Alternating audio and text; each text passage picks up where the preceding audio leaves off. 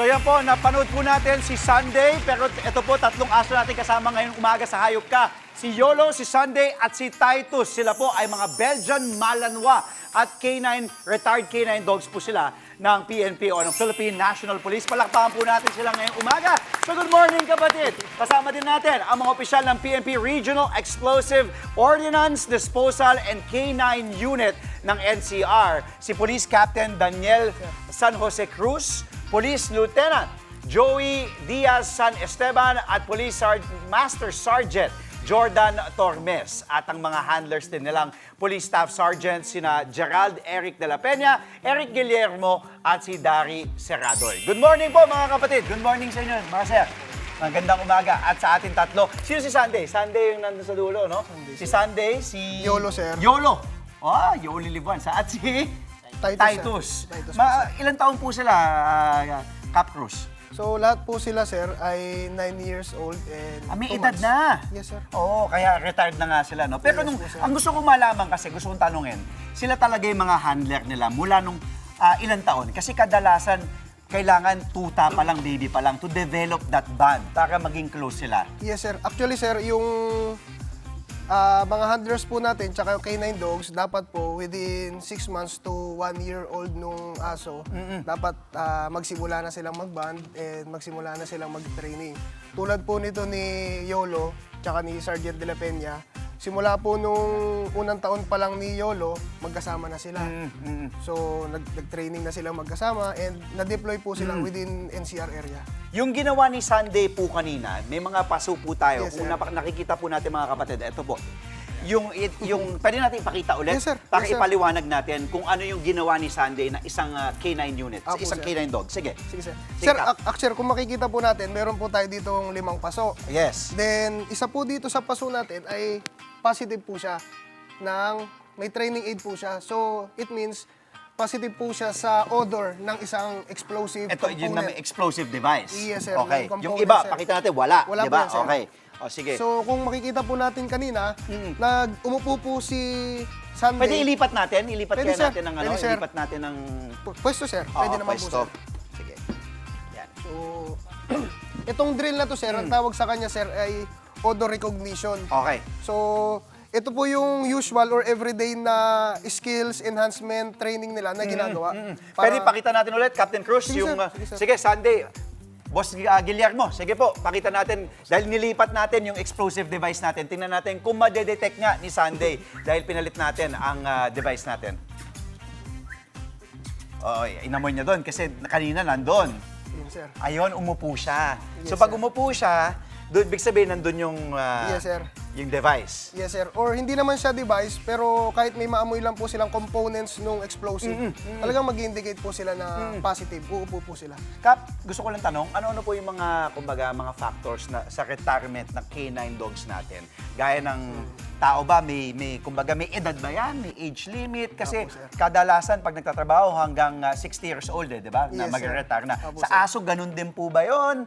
At ano yung, kumbaga, mga qualifications natin na okay, pwede na mag-retiro ang isang K9 dog? Actually, sir, meron din po silang compulsory age ng retirement. Ito po yung pag-edad nila ng 8 years old, talagang mandatory.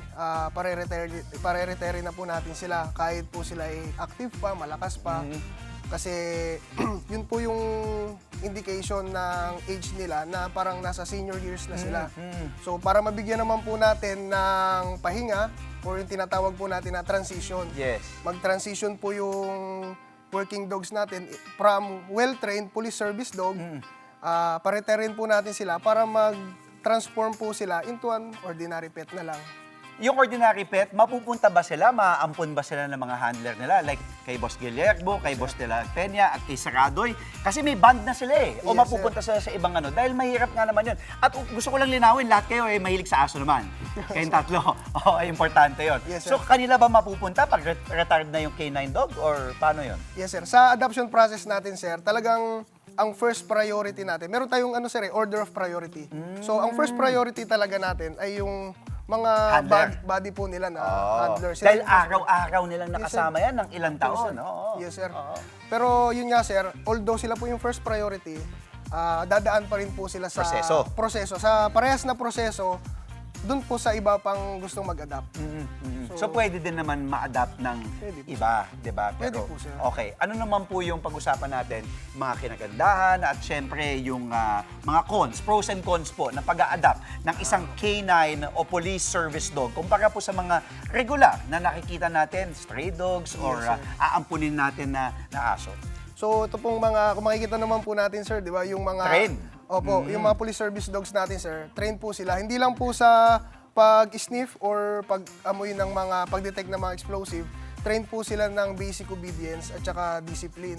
So sa mga... Syempre yung mga sit, stay, alam Yes, sir. nila yan. Opo, sir. Oo, And- basic. Opo, train po sila na makipagsalamuha sa iba, Oo. na ibang tao bukod po sa handlers nila. Pero ito din po, linawin din natin dahil kadalasan may mga nakikita din tayong K9 dogs sa mga mall, di ba, mga pasyalan. At pag nakita ang cute, di ba, may mga Yes, cute sir. na aso, mga Belgian Malinois kasi Yes, medyo sir. intimidating. Pero pag may nakita kang, kunyari, aso o beagle, K9 dog, pwede ko bang hawakan? Hindi daw. Kasi po, nga, may mga iba na kumbaga agresibo o hindi naman basta-basta pwede hawakan. Kailangan muna May banding, sir. May banding. May banding. Bago po sila i-approach. So ipasyal ko muna. Kunyari, ipasyal ko muna, i-banding ko muna. Ganun. Pwede, sir. Pwede nyo pong lapitan ng ating mga canine handlers for pero yes, banding before po niya ibigay sa I-pet, inyo. ihawakan. Yes, Okay. sir. Yes, sir. Yes, Doon naman po sa mga kapatid natin nanonood ngayon at interesado, gustong mag-adapt or Yes, sir. iniisip na gusto ko din ng service dog o K9 dog. Ano yung kanilang kailangan, qualifications, doon sa mga gustong mag-ampon ng K9 or service dog? Siyempre, unang po ng qualification, sir, sabi nyo nga po kanina, dapat dog lover sila. Yes. May malasakit po sila, bibigyan, ready po sila, may capacity sila na bigyan ng pagmamahal, extra love yung ating mga police service dog. Kasi talagang nagtrabaho na po sila ng Oo, matagal. It's time for them para naman po mabigyan sila ng, ng attention. Then, syempre, next quality po natin, dapat po physically present sila. Hindi po yung iiwan lang nila sa bahay. Kasi once na iniwan po nila sa bahay, ang feeling pa rin po ng mga aso natin, nagtatrabaho sila, binabantayan nila yung bahay. So dapat bonding po talaga. Yes. And syempre, isa po sa pinaka-importante, sir, yung financially. Oo. Kasi sir, kung makikita natin, nasa senior years na sila eh. So, pwedeng lumabas na dyan yung mga medical conditions nila. Correct. Although, sir, meron naman po kaming residence vet dahil may station health unit po ang Yes. aming na everyday nagche-check sa kanila Opo. ng health nila, sir. Opo. So, syempre, dahil old age nga, sir, talagang lalabas na, sir. Sir, maraming salamat sa oras ninyo ha at gumising kayo ng napakaaga. Maraming salamat, Captain Anytime Cruz. po, sir, At anytime. thank you din kay Seradoy, kay Dela Peña at kay Guillermo at syempre sa ating mga bida sa Hayop Ka, Titus, kay Sunday at kay YOLO po, sir. Kay Yolo. Oh, maraming salamat. Ang cute nila gusto ko hawakan pero kailangan muna mag-banding kami. Yes, sir. Yun po ang ating nabida ngayong umaga sa Hayop Ka. Mga kapatid, Andre Felix po, manatiling may alam pagdating sa mga mahalagang balita sa loob at labas ng bansa. Mag-follow at mag-subscribe na po sa social media pages ng News 5.